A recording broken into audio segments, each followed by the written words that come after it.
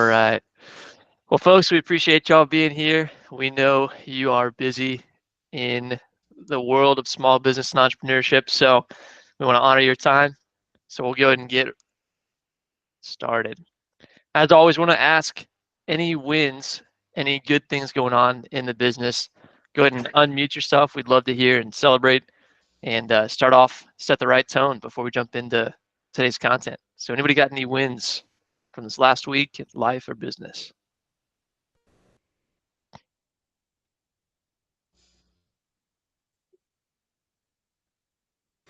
I guess I would say I got to win. I got a appointment this weekend to go do an estimate on a house build.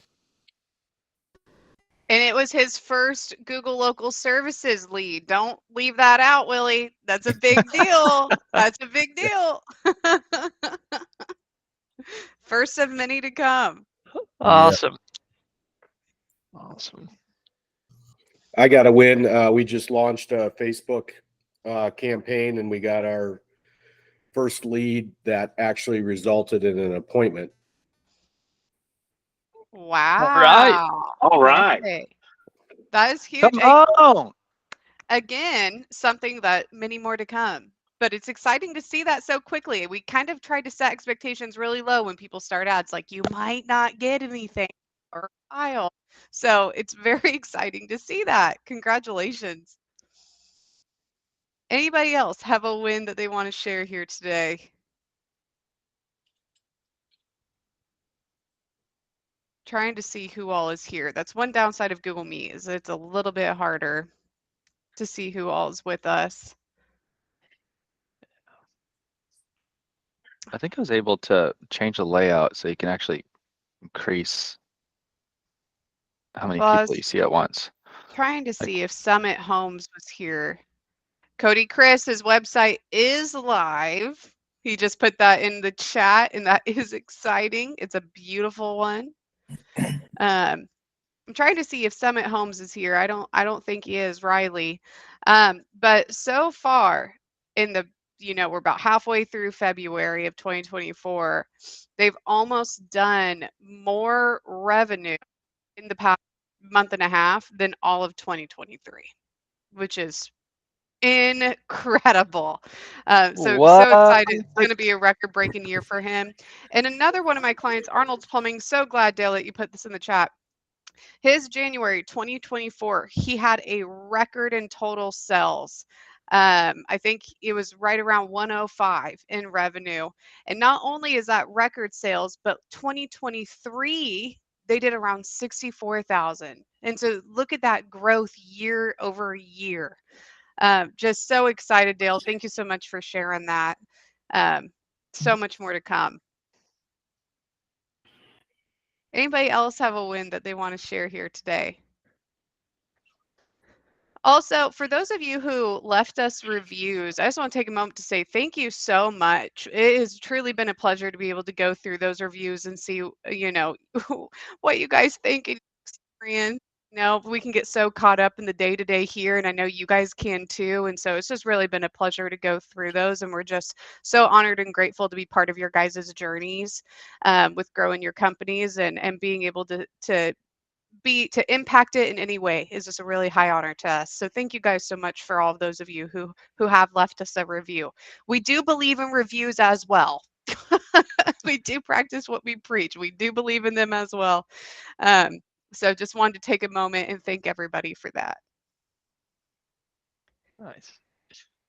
Awesome. Well, I'm going to go ahead and get us rolling. If you are able, we would love to have you turn on your camera. It just makes it that much better to be able to interact and see faces as we're going through here. So if you can, we'd love to have you do that. But I'm going to go ahead and get us going for today. So you guys know why you're here. You saw the emails in prep. We're not just talking about dreams. As we talked about earlier, we're going to make them into reality. We want to win the sales that we should have won. And this is not the overall sales process. This is the enhancement to a sales process. So today I'm talking about some core principles, and really there's going to be 4 primarily that we're going to talk about.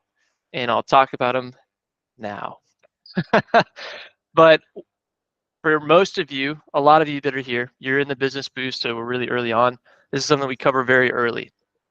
And every time that I ask for people to document their sales process, not every time, I won't use that absolute. I'll say most of the time. Whenever I ask people to document their sales process, I get some form of really just a description of a transaction. Call comes in, I look at it, I give them a price, they tell me yes or no. And that's pretty much it. And guys, there's so much more to a sales process. That's a transaction, but there's so much more to a sales process. And we'll talk a little bit about, why, but really I want to give some primary enhancements, just simple things that should be low-hanging fruit to really do the most. Something to notice about that transaction description as well. The call coming in and them telling you whether they're in or out, the most important steps we're leaving entirely to the other person. We can talk about marketing. There's plenty of stuff we have on that. We can talk about everything in between. But there is more that we can do to do an effective sales process. So these core principles I'm going to talk about, if you work with me already, you're probably going to hear me like a broken record. You've heard a couple of these things before, but these are the most important things I constantly find myself implementing with clients. And these are the ones that get the greatest results. So I won't keep you waiting anymore. We'll talk about them, and then I'll talk about each of them individually. So here they are. Number one, operate by appointment only. Operate by appointment only. It's going to sound a little bit weird being in contracting business. You may say to yourself, I'm already doing that. Well, stick with me. We'll talk about some specifics to this. Number two, always deliver the estimate. And we'll give some opportunities, some methods on how to do that, but always deliver the estimate. Number three, give multiple options at the point of sale. And number four, communicate your unique value. But first, you have to know it. So these are the four things. And I really do want to encourage you guys to take notes, because I'm going to talk about a lot of this, and some of the stuff we may not revisit. There's going to be time for us in the breakout rooms to talk about this more in depth. But really, as we're going through this the whole time, think about the lowest hanging fruit for you. What is something that you're not doing that you really could be to increase your sales process? I guess the whole principle behind this, I'll say before I move into the nitty gritty, the whole principle behind this is a large part of our business is having people that come in saying, hey, I need more leads. I need more work.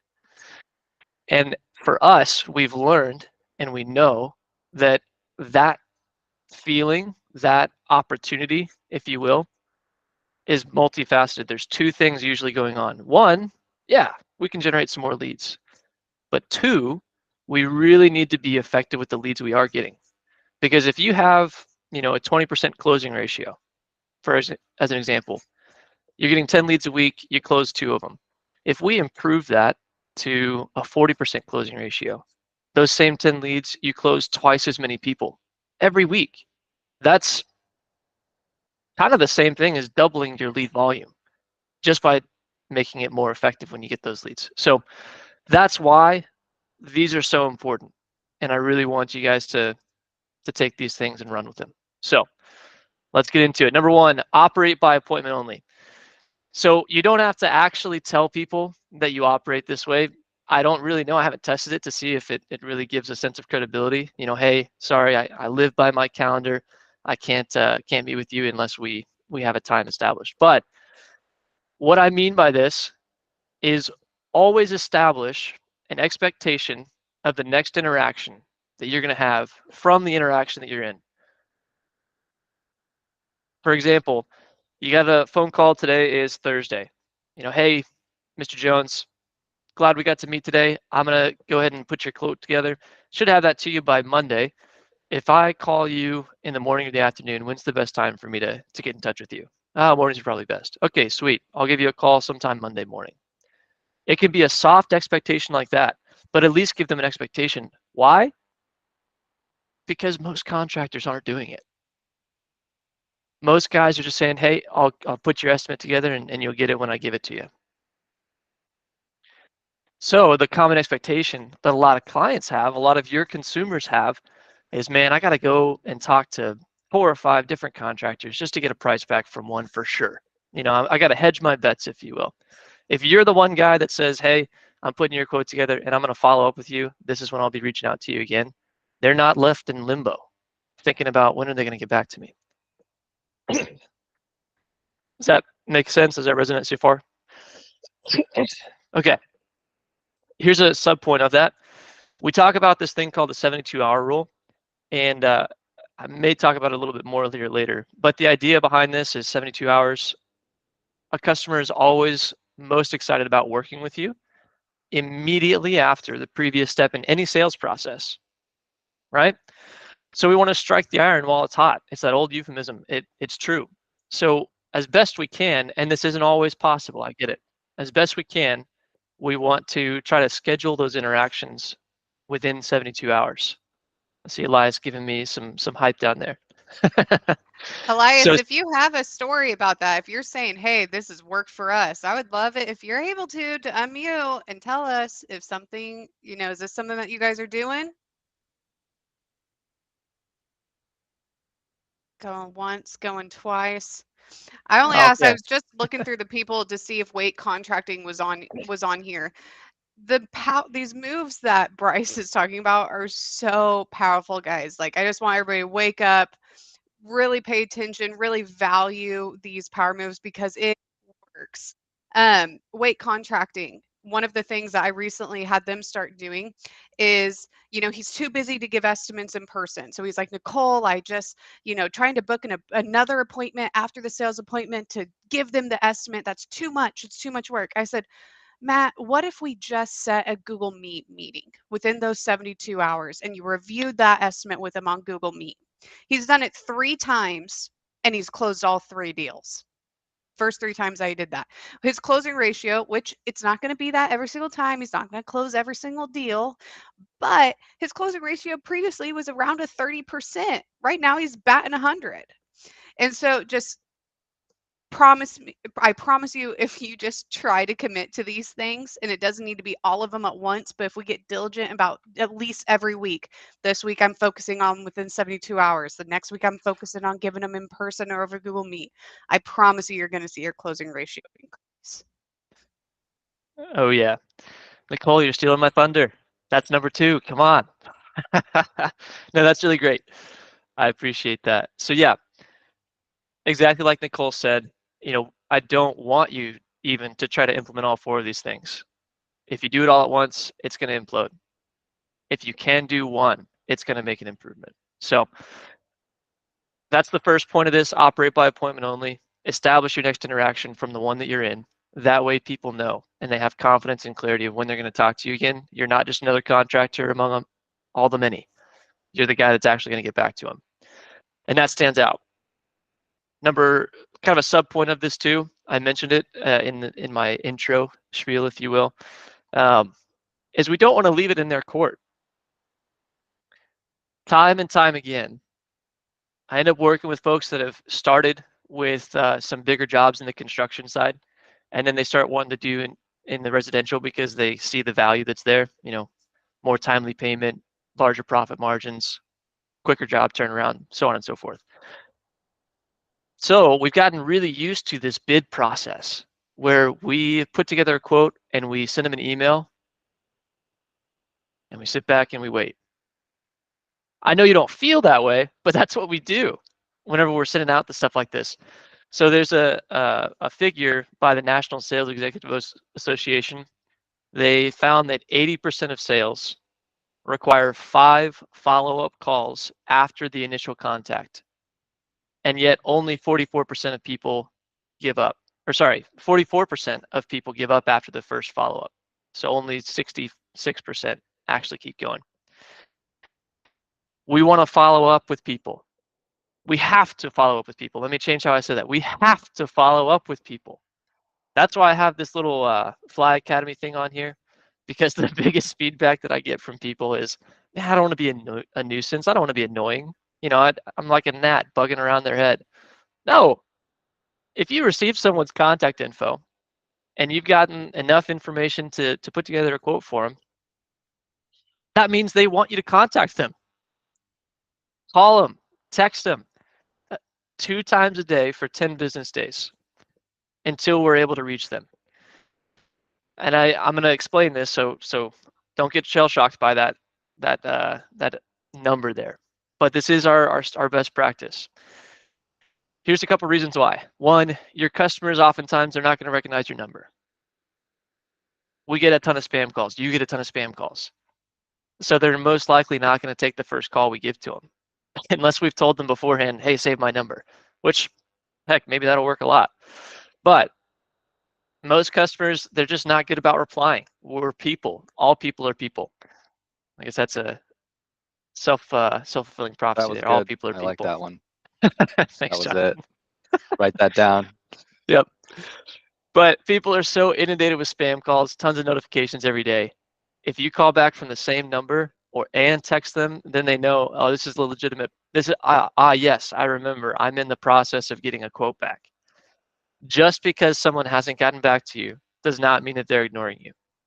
It just means they've been doing something else. They're unable to reach out. They forgot. That's usually the biggest thing. People forget.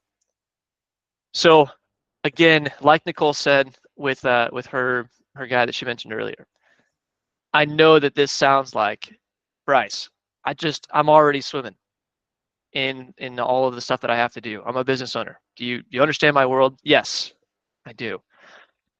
You're who we work with all the time. This 2 times a day for 10 business days, you're not doing this for everybody. You're only doing this for the people you haven't been able to establish when you're going to talk to them again. If you have an appointment, don't bother them, right? There's no need for us to badger them until we meet with them again, right? So these are just the people that you haven't been able to get in touch with at all. And they're also the people that you haven't been able to set an appointment with, right? Remember, operate by appointment only. This is the idea we want to have here. Really just set an expectation of when you're going to interact. So this is my first point, maybe my longer point. So if you stuck with me through this, the next few will be easier. But that's number 1, operate by appointment only. Huge, huge, huge, huge. Okay, number 2, Nicole mentioned this already. We talked about it. Always deliver the estimate. The bid process, it doesn't do you any justice. It actually, if you follow the same idea, even in the construction setting, you stand out. You know, we talk about the purple cow, Seth Godin. If you're not standing out, you're invisible. This is a way that you can stand out, is by having these kinds of interactions. People don't do this as often anymore because it's hard to. We don't do them because they're easy. We do them because they're hard. I don't know why I'm just full of quotes right now. But we want to always deliver the estimate. You know, I mentioned this before I had the bullet point up there, but whenever we transition from having done the bid process with other businesses to doing it with homeowners, it's a different field. So what we want to do is, of course, follow this kind of progression. Best results are going to come from delivering in person. You know that, we know that, everybody knows that. It may not always be feasible, right? If you had a bid that, you know, is a decent bid, you know, maybe it's a $15,000 job or a $5,000 job. You know, it's decent. It's nothing to write home about or anything like that. But they are an hour and a half away. Well, yeah, it may not be feasible to do it in person. If you're able to deliver a quote in real time, you know, this is more the service side. Deliver the quote in real time. You know, one-stop appointment. If that's not possible, do it over video. Google Meet, like we're on right now, that is totally free and accessible to you guys. Google, you just send the calendar invite, you add the Google Meet button, and you can deliver the estimate with a person face-to-face. And at the very least, deliver it over the phone. I will say, of the 4 things we're talking about, this might be the one that gets the most result for people. I can give you a couple stories, but for the sake of time, I won't. But when you make this difference, you end up closing people a lot more. Again, it seems like something that takes a lot of time, but it actually saves you time. If your typical process has been, you know, I give somebody a number and then I wait a week or 2 before I give them a call again. Well, guys, that's 2 weeks of no answer, no movement, no progress. Instead, 2 days, hey, we got your number for you. Do you have any initial questions?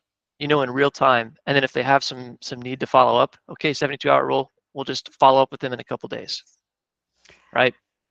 I want to address Creative Splash, their question here in the chat, because this is something that I hear people asking a lot is, oh, well, I don't want to be annoying. I don't want to be, annoying and following up with them constantly. And what's more annoying is having a contractor that is unwilling to communicate and doesn't seem like they care much about winning my job. That is more annoying.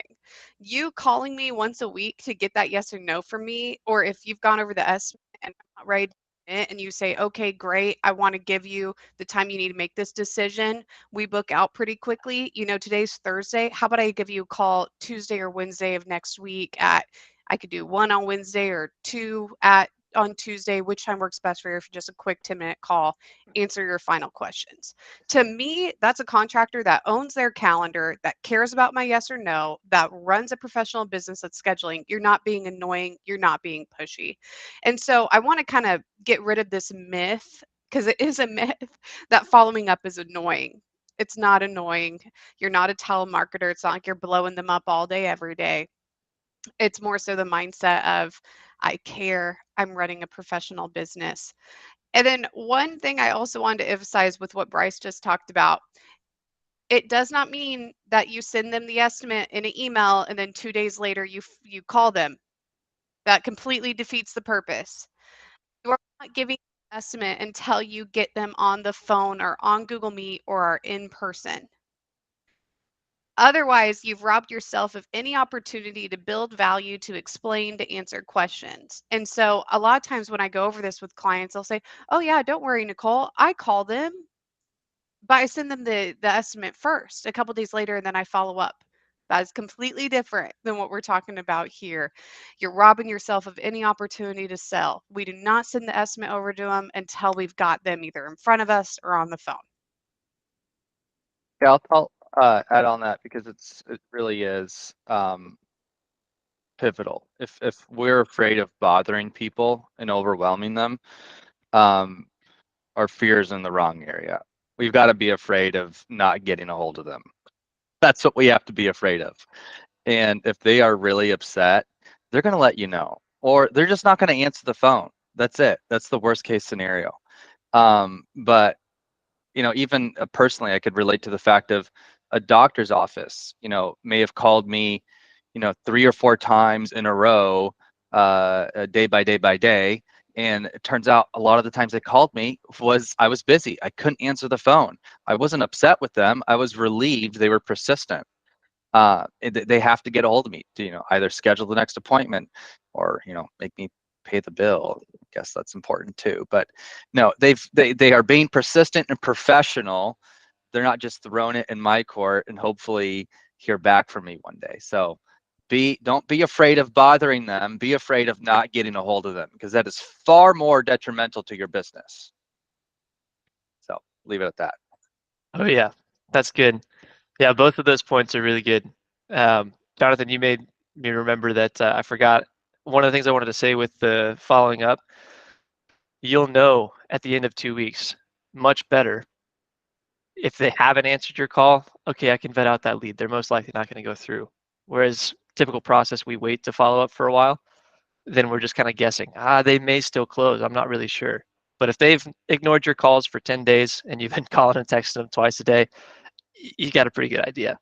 The thing is too, if they're not answering your phone call, this doesn't take a whole lot of time, because that's 30 seconds for the phone to ring and for you to leave a voicemail. So yeah, and I love what Nicole said too. It actually transitions right into what I'm wanting to talk about here too. So perfect again.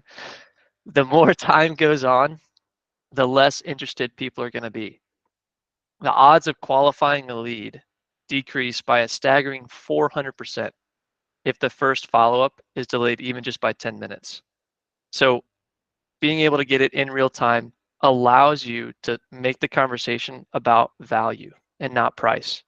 Otherwise, you're leaving them in sticker shock by themselves. Of course, all they're going to look at is the final value. What is it going to cost me? And then they scroll to the bottom, and then they scroll up to the top. If they have questions, they're going to look at the other stuff. We want to take them through the whole thing and answer initial questions that they have. Again, I just want to emphasize this point before moving on to the next thing here is this saves you time.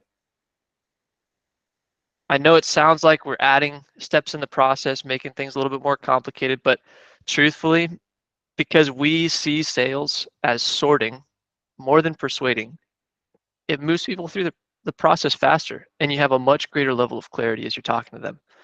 Again, service and construction, same day is ideal. That's not always possible with bigger quotes, but timing and timeliness matter tremendously.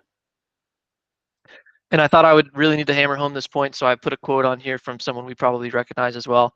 I think it's really good. The quality of business communications, he says, has become poorer in recent years as people avoid phone calls and face-to-face meetings. I can only assume in some misguided quest for efficiency.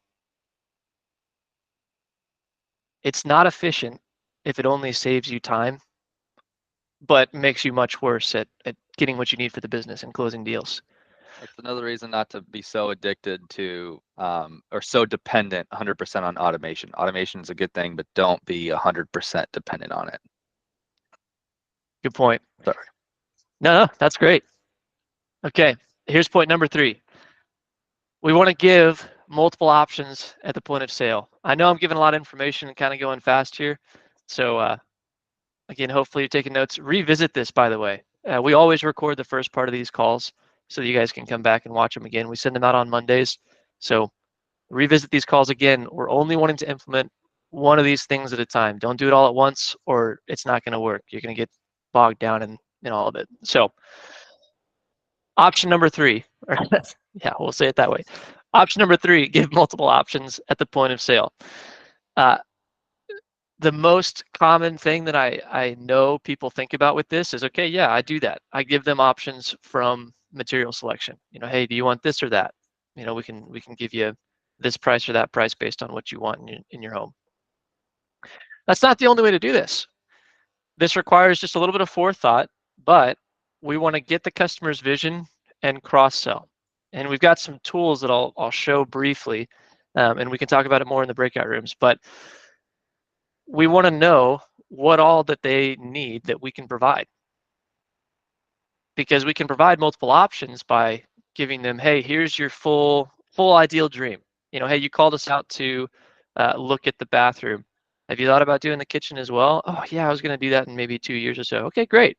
You know, let me just give you a rough idea so you know what it might cost if we were to do it. And if you choose to go with it, cool. If not, cool. Same thing on the service side. You know, hey, I called you out for a leaky faucet. Sweet. Well, we're going to do a system check-in, look at everything, because we don't want to be tunnel visioned and only look at the one thing he calls out for when maybe your water heater needs to be replaced, you know, here soon. Maybe it's 15, 20 years old. HVAC unit, maybe that needs to be replaced. So how we do this is with the forethought, we can get the customer's vision. We have an estimate checklist or an inspection checklist. So an idea with the estimate checklist is having a couple questions. This is more the contracting side. Have a couple of questions. You know, hey, do you like to host in your home? How many people do you typically have here? You know, what kind of things do you use this space for? And then the inspection checklist, these are separate talks on their own. So I know I'm just, you know, doing a drive-by with these, but inspection checklist, hey, we're looking at the whole system. We don't want to get tunnel visioned. So we're going to look at your main shutoff valve, even though we're only here for the in-sink aerator, right?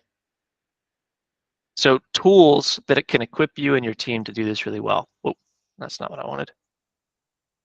Okay.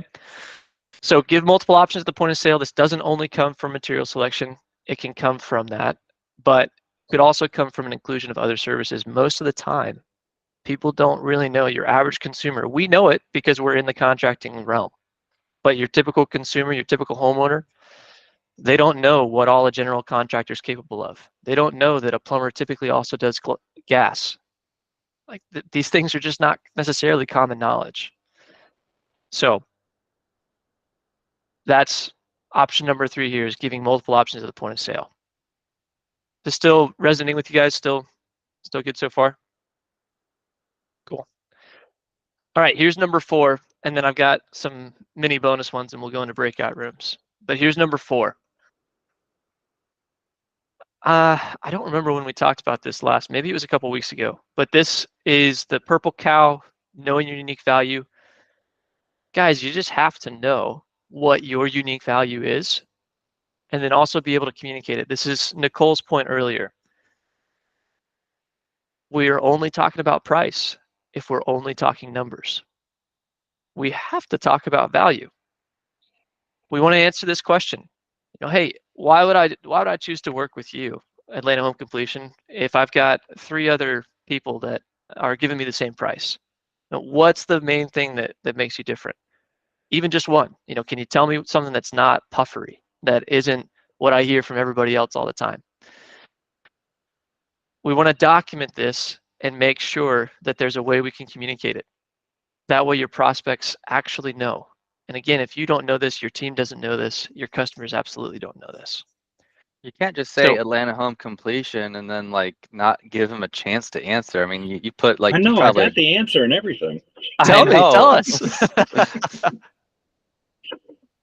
So my biggest thing that we answer with that question all the time is we say that we have our own in-house labor workers. Even though I'm a GC, I don't sub out. And a lot of people have that, oh, a GC just makes a phone call and he's overpriced. And all. We actually have our own, I have in-house guys that work with me day to day. I'm not just a GC that makes a phone call. So, and lots of people like that. And usually we get the jobs because of that factor of we work with the guys. I usually name every single one of the team workers in the quote process. I tell them they're going to work with Jose and Mike and Jason and Blaine. They're going to be named in, right. They're going to be the guys in your job, and people feel comfortable with that because I feel like they already start to have a relationship with the guys that are actually, they know I'm not doing the work. They have a relationship started when I tell them their names by name. Yeah, that's huge. Yeah, thanks for making me pause there, Jonathan. That's helpful. And thanks for jumping right into it, Chris. The thing I want to point out about how you did that too is you're selling confidence, communicating your value with your conviction. You've got unwavering belief in the fact that you do it better than the other guys around you. You've got value, confidence, and conviction that really resonates with people. So that's huge. That is huge. I hear some notifications, maybe some questions in the chat. Oh, Nicole, you took care of it. Cool. Yep. All right. So that's part of it. Again, guys, the stuff I'm talking about is meant to set you apart. We have to stand out from, everything else, the wheat from the chaff. Get out of the riffraff. Be different. A part of this, why it's so effective, is because no one else is doing this. Contractors are just giving quotes and waiting for an answer. We can do so much more than that, and we will do so much more than that. Here's a great tool. Again, I'm just drive-bying with this one, but here's another great tool. We call it a one sheet, and it does what we're talking about. It communicates your value, and it makes sure that you know it. Elias, are you still in here?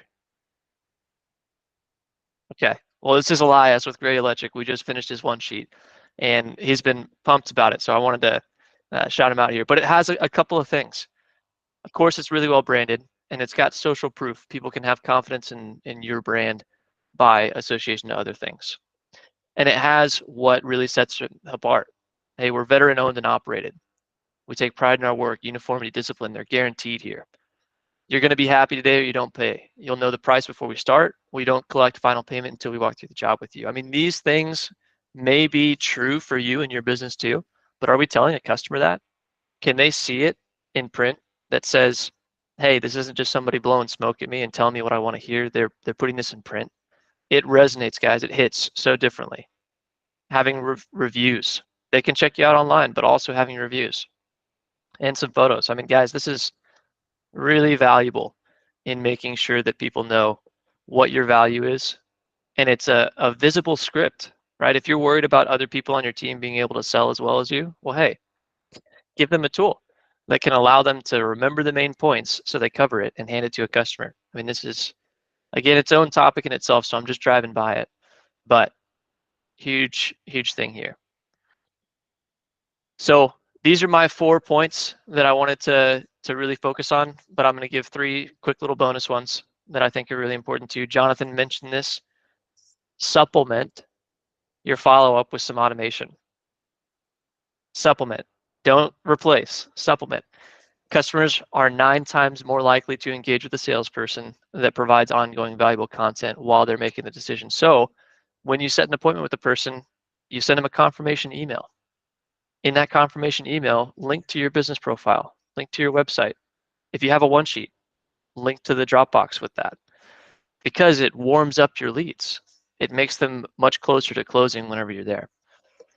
So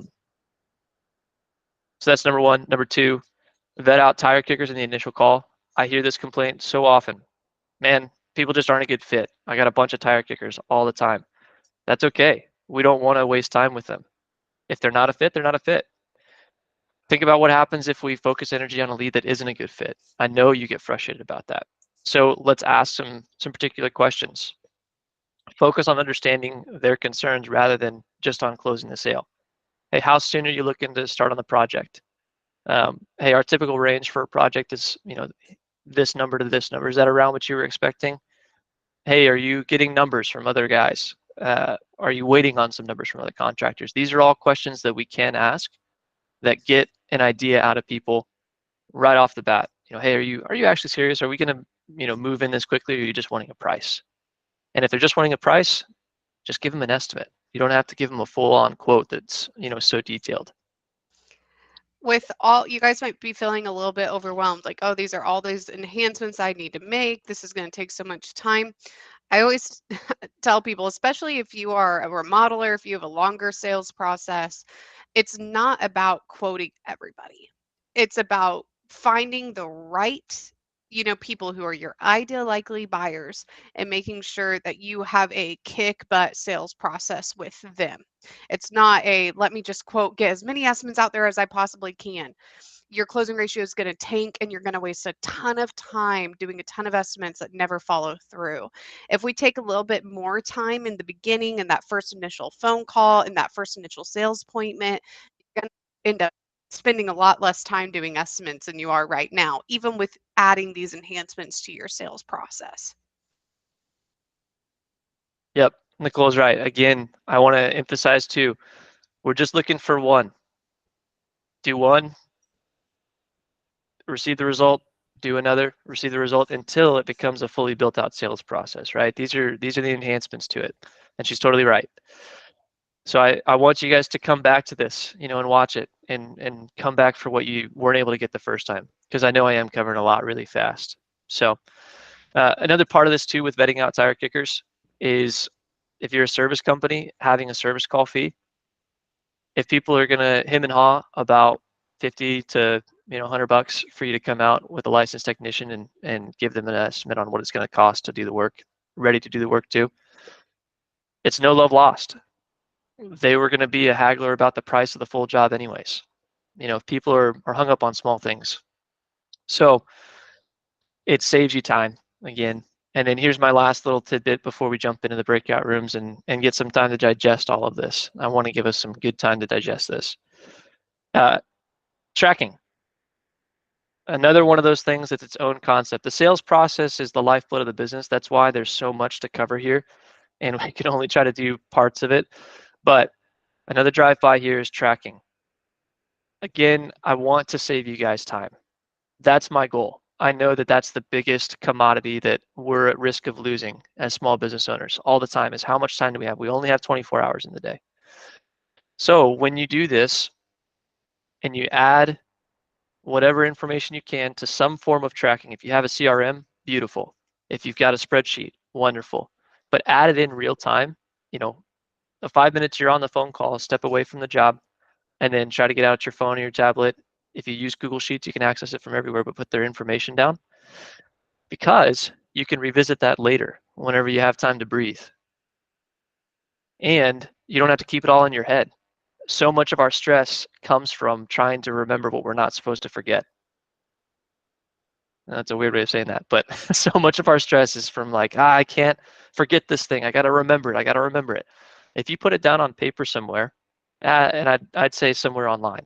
Paper is hard to keep track of too. You can have a bunch of scraps everywhere and lose track. But putting it on your CRM or on a spreadsheet, doing this immediately. Google Calendar. Yep, exactly right.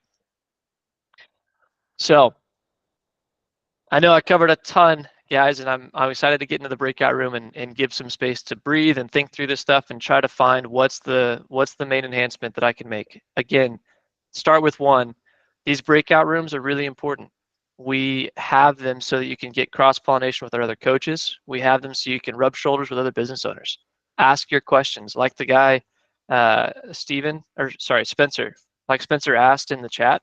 That's a great time to ask those kind of questions in the breakout room. See what other people are doing, get ideas, and try to implement it. So, Travis, you're up. Take us away.